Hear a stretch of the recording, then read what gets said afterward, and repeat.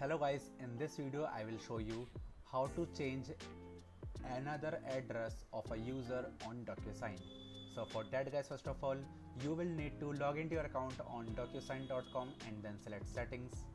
Now scroll down, on your left side select users. Now scroll down again and on your right side select actions. Now select edit. Now scroll down and here under the section address 2 you need to select your previous address and then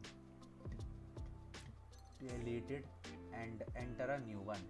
After that scroll down and select on the save button, and that's how you guys can successfully change another address of a user on DocuSign. So that's how you guys can do it, and that's it for the video now. If you find this video helpful, then make sure to share this video with your family and friends, and also subscribe to our channel for more such content, and thanks for watching.